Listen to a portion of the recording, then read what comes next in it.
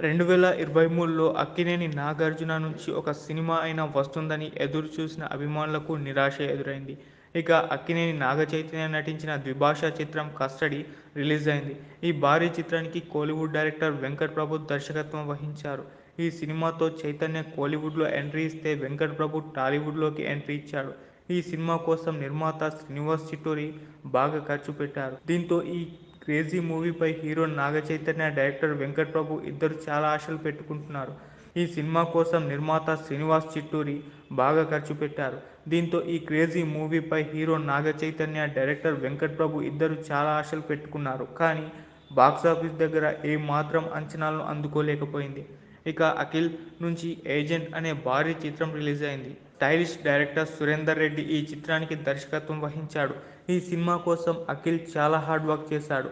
అలాగే ప్రమోషన్స్ కూడా బాగా చేశారు. అయితే కథ లేకుండా ఈ సినిమాను స్టార్ట్ చేయడం పెద్ద మైనస్. ఈ విషయాన్ని రిలీజ్ తర్వాత నిర్మాత అనిల్ సుంకర బయటపెట్టారు.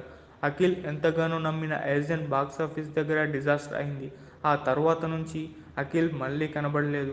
అఖిల్ నెక్స్ట్ మూవీ ఇదే అంటూ వార్తలైతే వస్తున్నాయి. కానీ ఇంతవరకు అఫీషియల్ అనౌన్స్మెంట్ రాలేదు.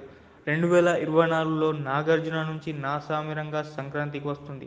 ఈ సినిమాతో కొరియోగ్రాఫర్ విజయ్ బిన్ని దర్శకుడిగా పరిచయం అవుతున్నాడు. ఇందులో యంగ్ హీరోలు అల్లరి నరేష్, రాజ్ తరుణ్ కూడా కీలక పాత్రలు పోషించారు. కీరవాణి సంగీతం, చంద్రబోస్ సాహిత్యం అందించారు. సంక్రాంతికి వస్తున్న ఈ సినిమా పక్కాగా హిట్ అవుతుందనే టాక్ బలంగా వినిపిస్తుంది. ఇక నాగచైతన్య 'తండేల్' అంటూ కొన్ని యథార్థ సంఘటనలు ఆధారంగా రూపొందుతున్న మూవీ చేస్తున్నారు. ఈ చిత్రానికి చందు మొండేటి దర్శకుడు. ఈ చిత్రాన్ని పాన్ ఇండియా మూవీగా గీతా ఆర్ట్స్ సంస్థ నిర్మిస్తుంది. ఇందులో చైతన్యకు జంటగా ఫిదా బ్యూటీ, సాయి పల్లవి నటిస్తుంది. ఈ సినిమాపై భారీ అంచనాలున్నాయి. ఇక అఖిల్ యూవీ క్రియేషన్స్ బ్యానర్లో 'ధీర' అనే పాన్ ఇండియా మూవీ చేయనున్నాడని సమాచారం.